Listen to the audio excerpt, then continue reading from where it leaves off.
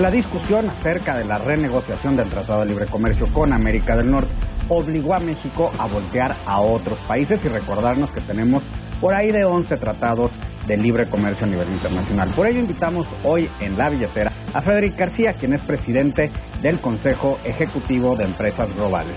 Bienvenidos a La Billetera.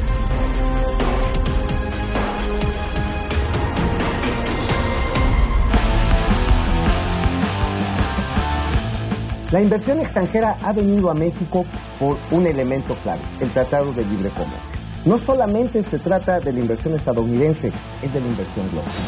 ¿Qué es lo que están percibiendo precisamente las empresas internacionales de esta negociación en la que ya estamos entrando con el gobierno de los Estados Unidos? Por eso nos da muchísimo gusto recibir aquí en esta billetera a Frederic García. Él es el presidente del Consejo Ejecutivo de Empresas Globales aquí en México. Y vaya que tienen tema que tocar. Bienvenido, Frederic. Qué bueno que estás aquí. Pues, buenas noches. Es un momento interesante para iniciar la renegociación del Tratado de Libre Comercio, ¿no? Al final ya tenemos puestos los temas generales, falta conocer el detalle, pero ha sido positivo lo que ha sucedido recientemente, ¿no? Muy positivo. De hecho, si nos acordamos las pláticas que tuvimos a inicio del año, justo después del cambio de administración en Estados Unidos, había en México una angustia, casi un pánico de si se quedaba la inversión, dónde iba la economía, y las cifras son muy interesantes al día de hoy.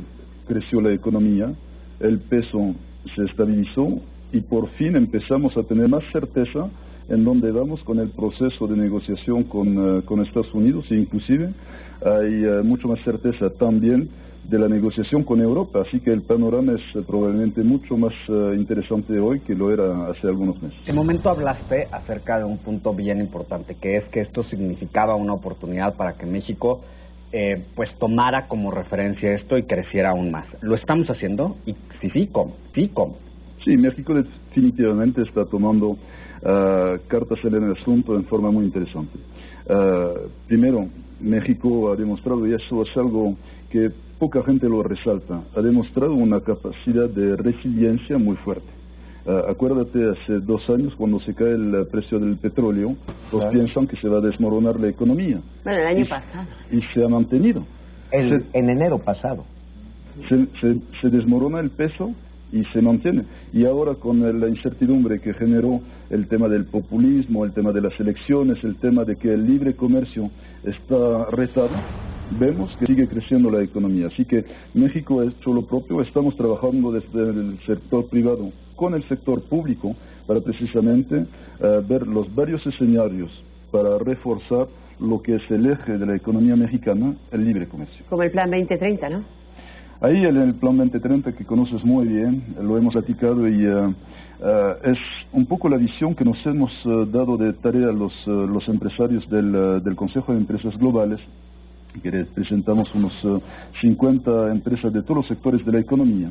Y hemos trabajado durante todo el 16 para poner una meta de 2030 para un México global, donde pensamos que México tiene todo para ser el 5º exportador mundial en 2030, un México eficiente donde pensamos factible duplicar la productividad laboral, y un México incluyente porque no puede haber crecimiento y competitividad sin inclusión social. Estamos pensando que sí se puede duplicar el PIB per cápita y sobre todo asegurarse de que esté mejor repartido. De hecho, si comparas hoy en día el PIB per cápita de estados como Chiapas y estados como Aguascalientes, es radical la diferencia. Exactamente, de volada hay diferencias de 2 o 3 veces. Lo que manifiesta el Banco Mundial en su último informe es que desde hace 15 años con el libre comercio se ha sacado de la pobreza 1.000 millones de personas en la humanidad. Claro. Ahora, justamente me voy a qué es el Consejo Ejecutivo de Empresas Globales, porque las empresas que tú representas vienen de muchas partes del mundo, no solamente de Estados Unidos. Y ciertamente negociamos el Tratado de Libre Comercio hace 23 años, pero en el Inter hemos negociado tratados con la Unión Europea, que está en su proceso de modernización. También hemos hecho tratados con Japón. Tenemos un acuerdo con China que antes no teníamos. Estamos revisando nuestra relación en el sur. Hemos firmado la Alianza Pacífica. Estamos en la APEC. O sea, no todo es tratado de libre comercio. pero bastante. Y de hecho, podríamos resumir que México es el campeón mundial de los tratados de libre comercio. Pues sí, algunos países tienen más de 46 como nosotros, y eso creo que es parte de las fortalezas. Son 11, pero implican a 46 Así es, por supuesto, porque cuando hablamos de un tratado con Europa ya sumamos mucho. Con uno sumas ya. Pero efectivamente ha sido los 25 últimos años el eje rector del desarrollo de la política económica de México, el libre comercio. Entonces, a la hora que estamos escuchando diversificación, ya está la diversificación por lo menos en el Consejo, en el marco y el andamiaje comercial que tiene México. Y efectivamente el Consejo de Empresas Globales refleja un poco estas posturas. Tenemos empresas de origen de Estados Unidos, muchas empresas europeas también, y se acercan, y tenemos más asiáticas que están entrando al día de hoy. ¿Por qué? Porque refleja que México es probablemente un país que tiene la gran capacidad de integrarse en las cadenas globales de valor. Eso es la gran ventaja competitiva que tiene al día de hoy México, aparte de muchas más, pero lo que estamos viendo es que en varios sectores, desde automotriz, aeronáutica, IT, electrónica, hasta energía ahora con la reforma, se están integrando las empresas mexicanas en las cadenas globales de valor.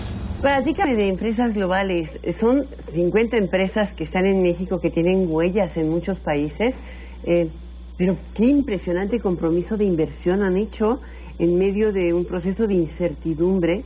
O sea, antes de que supiéramos que iba a haber o no TLC, antes de que se estabilizara el peso, y mucho antes de que supiéramos que la economía venía muy mejor. Entonces, ¿qué los hizo, qué les hace ver la posibilidad de invertir esa cantidad de recursos que hoy nos vas a contar?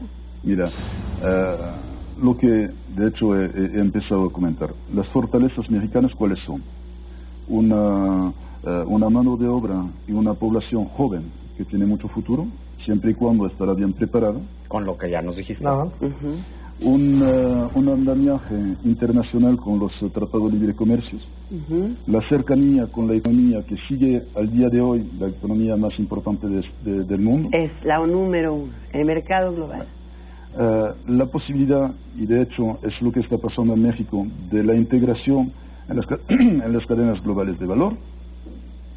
Y además de esto, esta famosa resiliencia que tiene México a enfrentar crisis y superarse.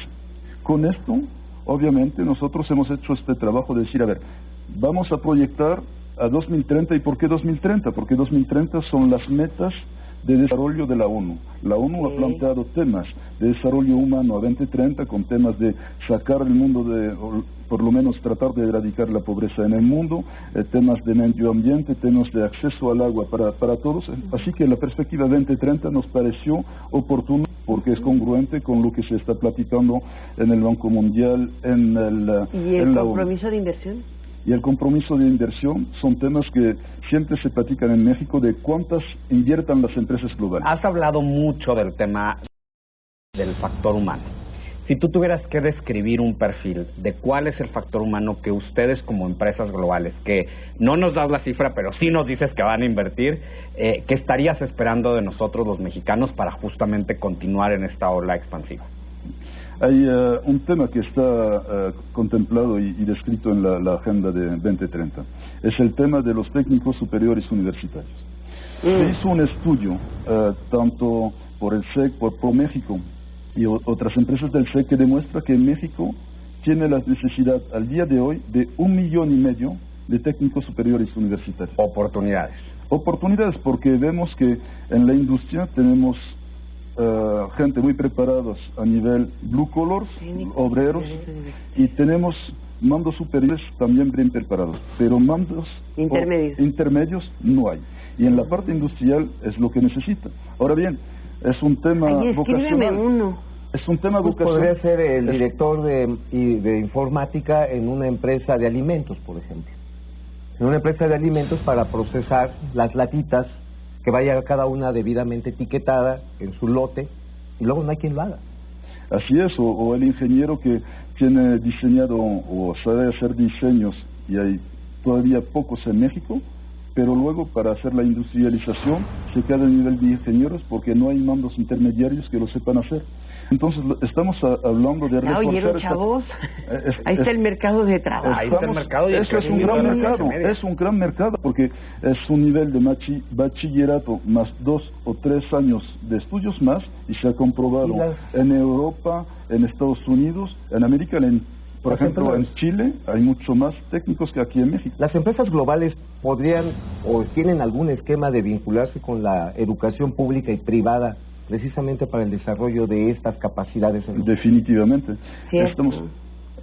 Estamos trabajando, Mauricio, con tanto el Consejo Coordinador Empresarial como con la SEP, en este momento, de hecho, para temas vinculados a innovación, estamos empujando centros de innovación vinculados al sector aeronáutico para preparar jóvenes, tanto a nivel ingenieros y a nivel técnico, para el futuro del desarrollo de la industria aeronáutica de México. Esos son de los ejemplos donde nos estamos acercando, y más que acercando, trabajando en equipo, tanto con el sector privado como el sector público, para empujar y promover este tipo de empleos en México. No hay ningún escenario en el mundo, ni tampoco una empresa en el mundo, ni un país en el mundo que pueda decir que esté exento de riesgos. ¿Cuáles son, para concluir esta entrevista, los riesgos que ves respecto a México, externos o internos, durante esta renegociación del Tratado de Libre Comercio? ¿Qué le afecta a las empresas globales? Mira, lo que es interesante es ver qué está en juego en estos acuerdos, tanto con Europa como con Estados Unidos. Con Europa vino la comisaria europea recientemente y se anunció la voluntad este año de terminar la negociación con México. Y hay temas de economía digital que no estaban previstos al inicio de estas negociaciones hace 15 años, porque obviamente no existía. Lo mismo con Estados Unidos. Y temas agrícolas. Hay temas agrícolas que no estaban, hoy entran. Hay temas de medio ambiente. Es sumamente importante. Cuando se negociaron los acuerdos hace más de 20 años de libre comercio, el medio ambiente no era un factor que se consideraba para poder hacer negocios. Hoy estos acuerdos los están empujando. Y más allá, los temas vinculados a Estado de Derecho, los temas de arbitrajes internacionales, extraterritorialidad, de temas de resoluciones de conflictos, que esto es una gran fortaleza que le va a dar a México para el futuro, tanto de la parte energética como de la parte de telecomunicación. Pues, muchísimas gracias por estar con nosotros. Definitivamente, ahora sí sabemos que no estamos solos. No, ellos están aquí. Pues Frederick García, presidente del Consejo Ejecutivo de Empresas Globales, muchas gracias por haber estado aquí. Gracias a ustedes. Mil gracias. Nos vemos la próxima semana.